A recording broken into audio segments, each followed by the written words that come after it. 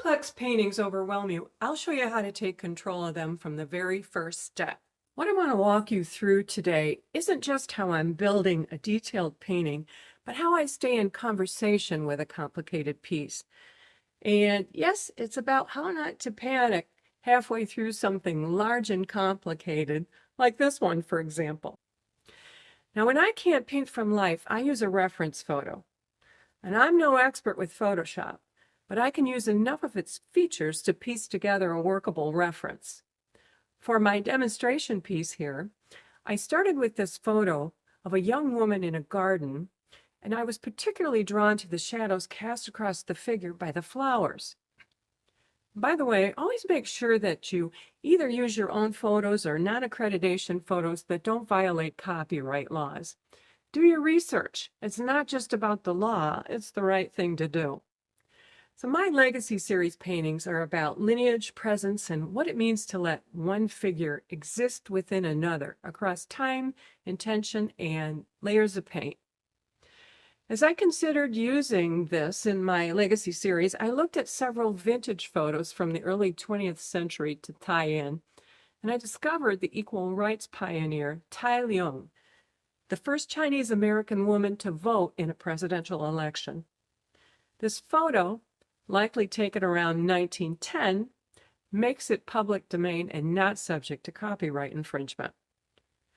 Photoshop allowed me to place the figures together, heighten the values and saturation, and play with transparencies till I came up with something that says, "Paint me." Here's how to create that complex painting, breaking it down into manageable steps. This video is part 1, where we'll cover everything from the initial sketch through laying in your first layer of paint. Let's start with the foundation, the drawing.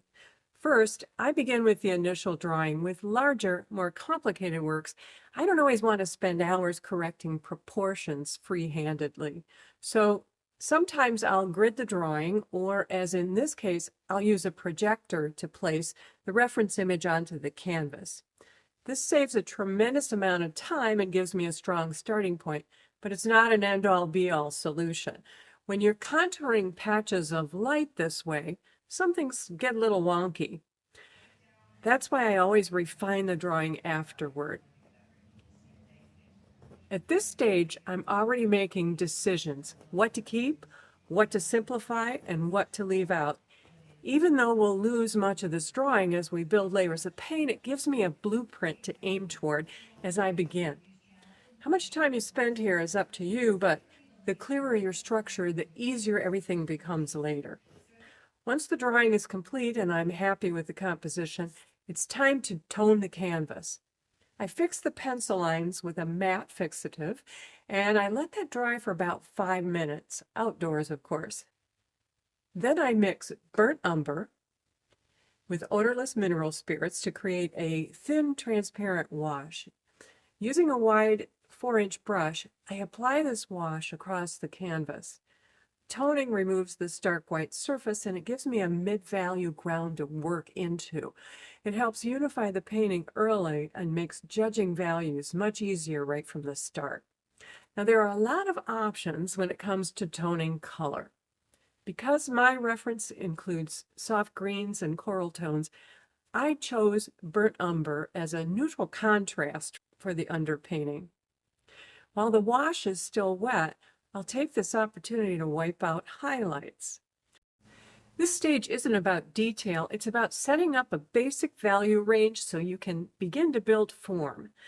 Next, I'll start laying in darker values, establishing shadow shapes and a sense of depth. I'm still keeping things fairly monochromatic here. I'm not concerned about final color yet. I'm focused on structure. I'll mix a couple of additional colors into the umber, just enough to give me 2 more steps of value so I can refine the shadow areas and begin to describe the planes of the face. I'm still avoiding the darkest darks at this stage. Think of this process as building form from the inside out. We move from subtle contrast toward stronger contrast as we layer.